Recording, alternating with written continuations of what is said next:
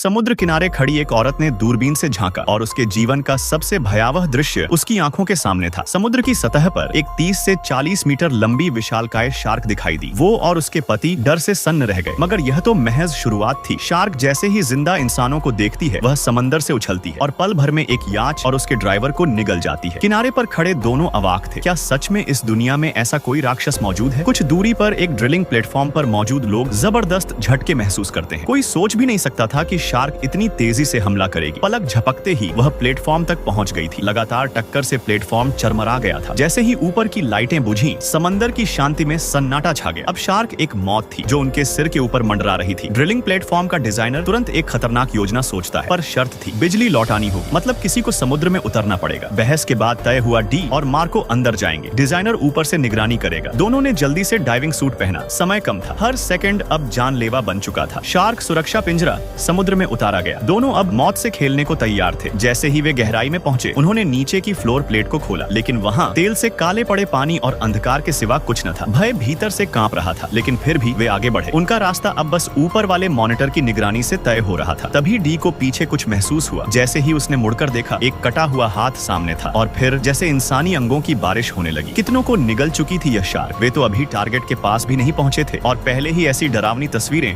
उनकी आंखों के सामने थी। तभी ऊपर बैठे इंजीनियर की स्क्रीन पर कुछ दिखा। वह दौड़कर खड़ा हुआ। शार्क अब सुरक्षा पिंजरे की तरफ बढ़ रही थी। अच्छा हुआ कि डी डरकर पहले ही ऊपर लौट चुका था और बाल बाल बच गया। इंजीनियर ने जब मार्को को बुलाया तो पानी से एक छाया उभरी। वह दौड़कर उसे खींच लाया, मगर यह क्या, मार्को की आधी देह ही बची थी। सभी के चेहरे डर से सफेद पड़ चुके थे। पर तभी इंजीनियर की बेटी की नजरें उसे याद दिलाती है, बचना अब जरूरी है, उसके लिए, उसके परिवार के लिए। कमरे में पहुंचकर इंजीनियर खुद को शांत करता है। तभी उसे याद आता है, जब यह प्लेटफॉर्म बनाया गया था तो कंपनी ने नीचे एक टाइम बम लगाया था आपातकाल के लिए। एक योजना उसके दिमाग में साफ होने लगी। अगर वह बम को एक्टिव कर दे, शायद इस दैत्य से छुटकारा मिल जाए। वह दौड़कर टीम के पास जाता है और योजना बताता है। उसकी पत्नी डरती है बट मान जाती है। जल्द ही वह डाइविंग गियर पहनकर समुद्र में छलांग लगाता है। बम तक पहुंचना मुश्किल नहीं था, लेकिन असली काम था बाकी सभी के लिए एक रास्ता बनाना। जैसे ही वह समुद्र में शोर करता है, बाकी लोग कश्ती में बैठकर तेजी से दूर भागते हैं। मगर अब शार्क को पता चल चुका है उसका शिकार कौन है। इंजीनियर ने सतह पर लौटने का विचार भी नहीं किया, क्योंकि वह जानता था अगर वह पीछे हटा तो शार्क उसकी पत्नी को मार डालेगी। और यही था उसका असली प्लान, उसका अंतिम संकल्प। या तो वह शार्क को मिटा देगा या फिर खुद उस अंधकार में समा जाएगा।